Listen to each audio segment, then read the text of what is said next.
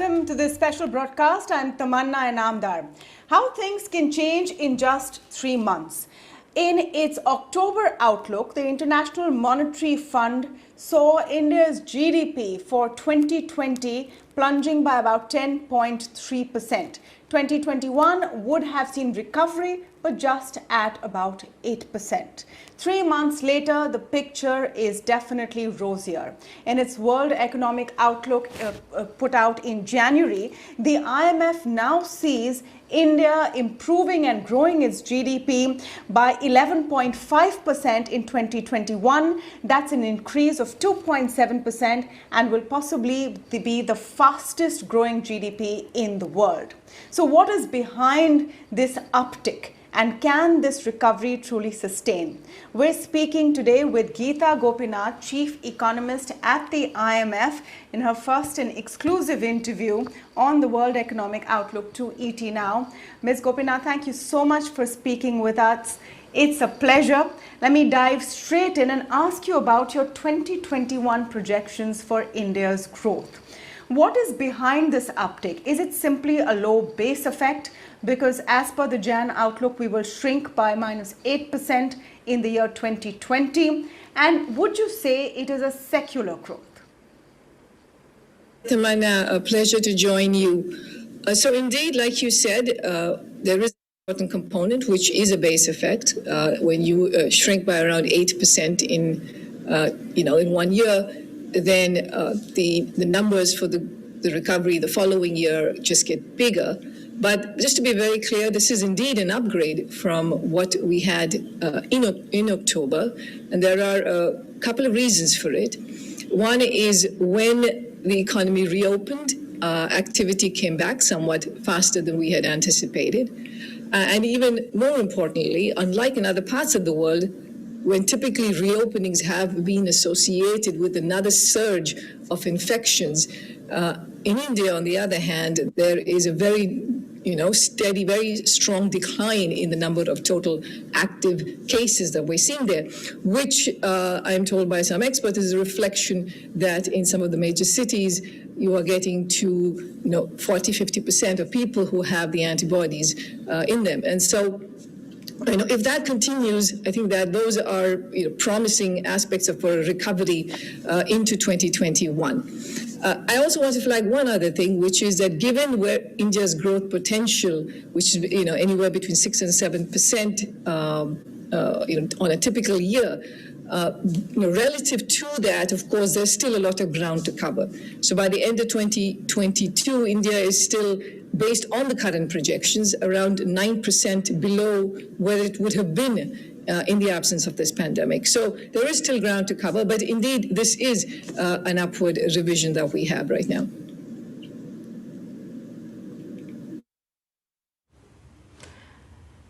Ms. Gopinath, hi, good evening. This is Ruchi, Bhatia. Appreciate you taking your time out and speaking with us. While you did talk about the fact that we have a lot of ground to cover, and that is something that everybody is also watching out for in the upcoming budget as well. I want to understand from you, in your World Economic Outlook for the month of January, you have pointed that while vaccine approvals coupled with the government measures have raised hopes of a sharp turnaround later this year, you have warned that delay in vaccine rollout and a widespread hesitancy in inoculation could be some of the worries. How big a downside risk really it is? This is a concern for almost all countries in the world. They've embarked on vaccinations. India has done it in a very ambitious way. And of course, you need to have sufficient uptake and rollout. Now, I think the other piece that we are concerned about are the new variants of the virus. We've seen that building up antibodies to one of the virus variants doesn't give you immunity to all the new kinds. And so I think that's where the risk also lies, which is if you have newer variants that come into the country, then that can lead to another round of cases going up and infections. And that's, I would say, is one of the major downside risks. The other downside risk for India is with regard to the financial vulnerabilities in the system. Remember, lots of pandemic measures have been put in place in India and everywhere else in the world. But in India, given where the financial system was entering this crisis, that could be one serious headwind going forward. If there is a rise in non-performing loans, and the RBI has projected that there could be a significant rise in there, the impact that can have on the banking sector, on the NBFCs, that could be, have a negative effect on the prospects, and that's another headwind to keep in mind. But on the other hand, if the global economy is recovering strongly all across, which is possible if there is better news on how vaccinations are going, then in that case, that would be a positive boost for India. Just to follow up, Ms. Gopinath, on the question of vaccine hesitancy, and India has just about started our vaccine rollout. We've vaccinated about 23 lakh people so far, but just phase 1 is supposed to be 30 crores. Looking at the size of the population which needs to be vaccinated, and this whole debate whether vaccines should be free, should they be subsidized, who should get them, do you think that for India it is very important, imperative in fact, to push the pedal in vaccinating a large part of the population? I do think that, accelerating vaccinations is a top priority. And in the case of India, of course, again, the evidence is that there are a large number of people who were probably infected in an asymptomatic fashion, because of which they have the antibodies.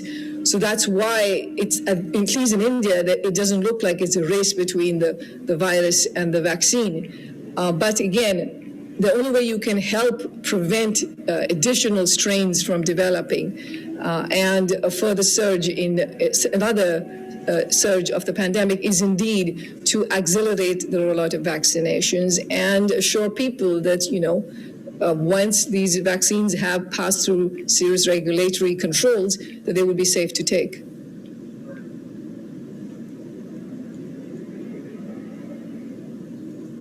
Right. Ms. Gopinath, in India, the big event that we all are watching out for will be the upcoming budget. Finance Minister Nirmala Sitharaman has promised a budget like never before. I want to understand from you, the government so far has announced, a massive package in terms of the Atmanirbhar Bharat package, the 3 tranches that they launched. In terms of what can we look forward to in the upcoming budget? In your view, what should be the priorities? Yesterday's press conference, you also spoke about reforms that the Indian government should undertake. In terms of the upcoming budget, what would you say would be the topmost priority for Finance Minister Nirmala Sitharaman? So the upcoming budget will have to do 2 things, which is, first, it will have to tackle the current crisis and at the same time doing it with an eye on the future, which is putting in place the necessary reforms that are needed to accelerate the recovery and put India on a faster growth trend. Now, what exactly would that be? So firstly, if you look at the social sector, I think for now there is a good argument to extend some of the pandemic support measures that were provided, which were lifelines to poor households, that in kind and in cash, that expired in 2020, that there's a good argument for extending that for 2021. Similarly, in the case of Manrega, they had expanded the scope of Manrega in 2020, keeping that expanded scope for another year. Maybe a useful thing to do, given again that the economy has not fully recovered. And remember, the numbers that we have usually don't capture well the informal sector, which has been very hard hit, and medium and small enterprises that have been hard hit during these times. And then on the health front, they have, expenditure has been put in now to make sure that the vaccinations roll out at a faster pace. I mean, that would be what is needed now. But again, then looking forward, India is a country that needs to scale up its allocation to health. It's about 1% of its GDP is typically what gets spent by the government on the health sector, which is much lower than its peers in terms of emerging markets. You need to ramp that up. A healthier population is a more productive population. It helps with poverty reduction. So that would be the forward-looking piece of it. The other social sector aspect is on education, this past year has had a huge toll on the education of millions in children in India, because distance learning doesn't really work that well for a large number of people. So how do you rectify that? I think that has to be an important piece of what goes into the budget. Then there is the next part, which is on the firms. Again, MSMEs have had a particularly hard time in India, and this is true, by the way, in every part of the world. In this crisis, lifelines were provided mostly in the form of liquidity. It's important to see how well they're working, and whether more support is needed. Maybe some of this has to be more above the line measures as opposed to below the line measures. Then there is the banking system, which is going to come out as this crisis progresses, and as you start even the recovery, you're going to see more non-performing loans that can show up. That would require, I think there's an argument for banks and for NBFCs to raise capital at this point, given how easy the financing conditions are.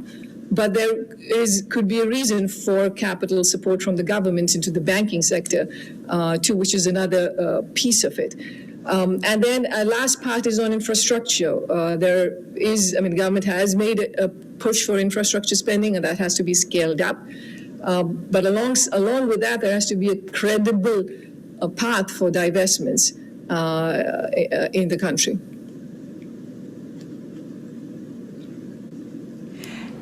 Ms. Gopinath, just taking that forward on the budget, before every budget, there is a mile-long wish list right here in India for things that the government should do from all sectors, from every quarter. And the question always is, where is the money? Where are the revenue receipts, which also would have been impacted clearly in pandemic year? Would you be concerned at all with a big fiscal deficit number? Some are saying could be as high as 7.5%. And would this be a particular challenge right now for India? I think at this point, given what we are, given that this is a crisis of a lifetime, governments are called on to provide essential support, and that translates into larger budget deficits, especially because that goes along with the contraction of GDP. Now, I would just make 3 points on this front. First, if you look at borrowing costs for the Indian government and look at 10-year yields, they are lower than what they were at the start of 2020 because of all the monetary easing that's happened everywhere in the world. So borrowing costs are quite favorable. Second, whenever you make a plan for a deficit today, it helps a lot if you also propose a plan for how you are going to, rein in that deficit in the future. And here there are a couple of areas you can do that. One is in terms of more effective collection in terms of GST. There is still a gap over there. And second is in terms of divestments. And the government has, of course, talked in the past about divesting, but it hasn't gone as planned. I think there has to be a credible way of making that happen. And of course, with growth coming back, of course, that itself will provide some relief in terms of bringing down the deficit to GDP.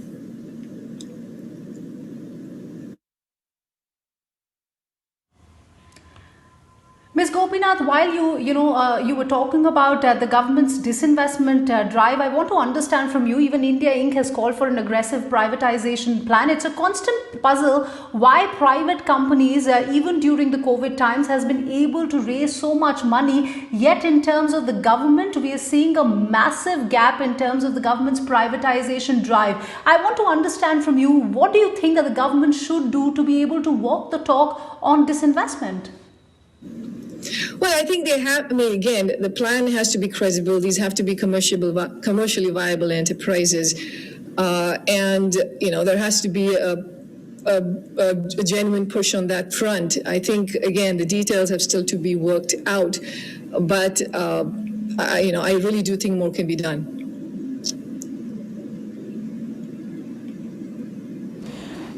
Just talking about the headwinds that India faces up ahead and the kind of recovery we've seen, coming back to that 11.5% figure.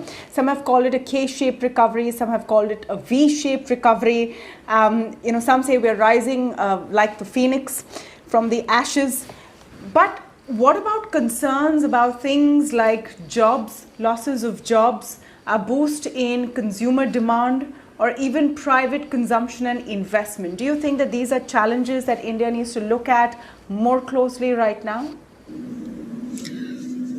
When you talked about the kind of the recovery, the statistic I like to look at is how far is the country from where it would have been in the absence of the pandemic. For the world as a whole, that cumulative loss between 2020 and 2025 is still projected at about 22 trillion. So, this is still a serious crisis that governments everywhere in the world have to deal with. In the case of India, again, coming into this crisis, there were already some areas of weakness in the financial sector in terms of job creation, and that will still need to be addressed. Again, the data on employment is still thin. There isn't any official sources of high-frequency data on employment that one can track. But what we do here, and this also came from the World Bank, is the informal sector has been hit hard. Poverty rates are likely to go up. MSMEs are much harder hit than the others. And some of these things are hard to measure. But it is what we see in India, it's what we see everywhere in the world, that these are the parts that are struggling. So this is, I guess, the K-shape of the recovery, which is that some sectors, larger firms, are doing much better than low-income households, women, youth, in terms of the ability to get jobs. And this is what governments also need to pay very close attention to addressing, besides the aggregate growth number.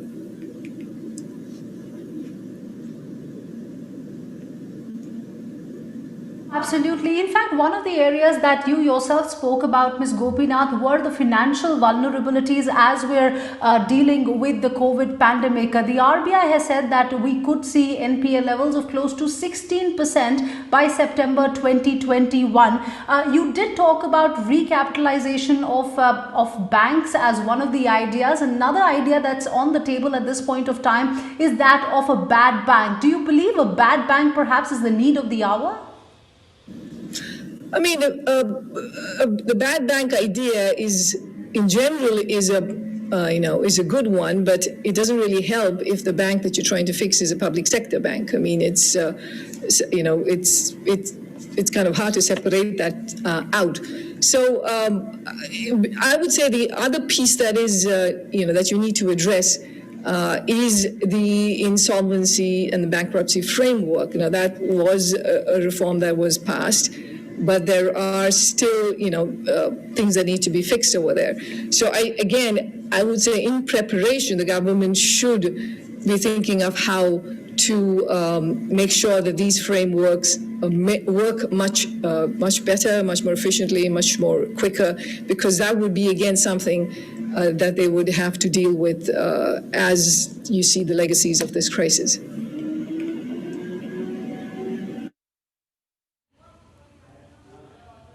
Take this opportunity to ask you about one particular reform that is the source of much controversy and grabs many headlines right now here in India, which is 3 farm laws that were passed last September. And I've seen you talking about how you think that these would help agriculture.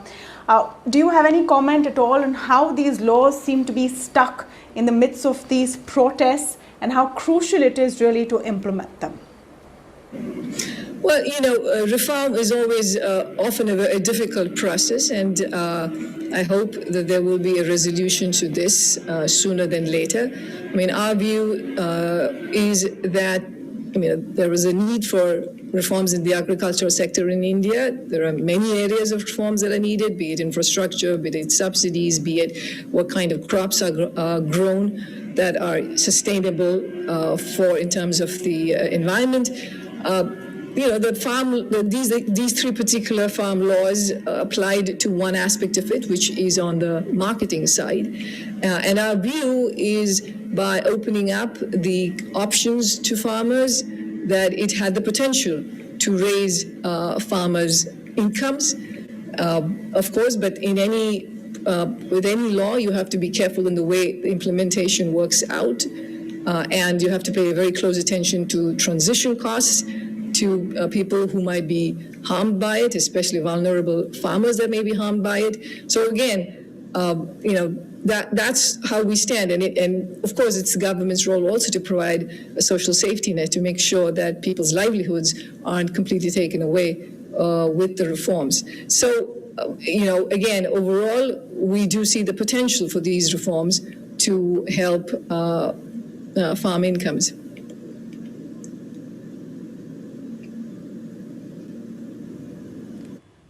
Ms. Gopinath, in the World Economic Outlook for the month of January that you've put out, you have said that as far as the Indian economy is concerned, we are expecting a contraction of -8% for this current year. However, if you look at the equity market, there seems to be a big disconnect. Equity markets, in fact, the Indian Sensex almost touched the 50,000 level last week. What explains the disconnect between the Indian markets and, of course, what's happening in reality on ground? And also, I will just add another question to it. As far as the central banks across the world are concerned, right now they have infused a lot of liquidity into the system, and that could be perhaps one of the reasons that we are seeing markets at a level where they are today. But once they do begin winding down, do you expect the kind of situation that we saw during the times of when the US Fed also went ahead and started giving out their winding down their taper tantrums as well? So this disconnect between the financial markets and what we're seeing in the real side of the economy is there pretty much everywhere in the world. A common factor behind all of this is indeed the very low interest rates that are expected to stay low for a long time, and also the pretty compressed risk premia that we're seeing around the world. Again, a possible reflection of the extra unconventional monetary policy that has been deployed during this crisis. Now, of course, these policies were helpful to prevent a global financial crisis going along with a historic recession. But at the same time, it is indeed leading to frothiness in some markets, overvalued assets in other cases, and it's not uncommon for asset markets to go up sharply and then decline, as long as that doesn't have a spillover effect to the banking system and through that to the real economy. This is a risk you're willing to take. But again, I think that this is something that central banks will have to pay a close eye to. Like you said, there is, I believe, given the different tracks of recovery around the world, the risk of a taper tantrum kind of episode is also a concern, which is that you have the U.S., which is recovering much more stronger than many other countries. Do we see a prospect of interest rates going up, and because of that has having a spillover effect to the rest of the world? So yes, so I think that is a risk. But as of now, at least for the very near term, given everything that's been announced in the major advanced economies, and given where inflation is in the euro area, rates are expected to stay low for a little while.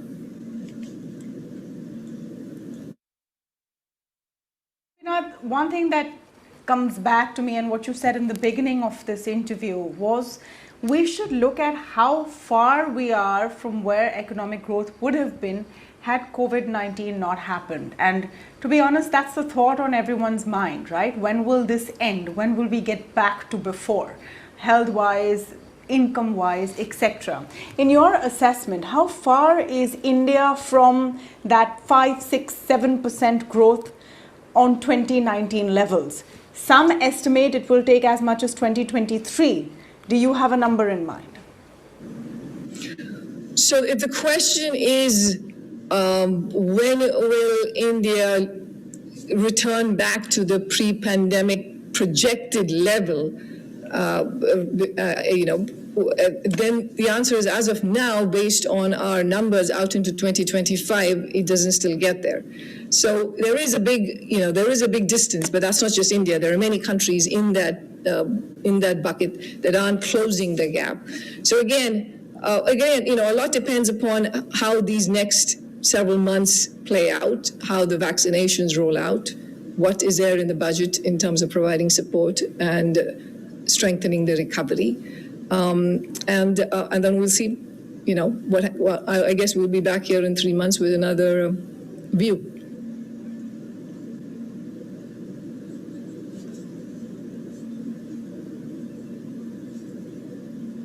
From the entire team at ET Now, thank you for speaking with us today.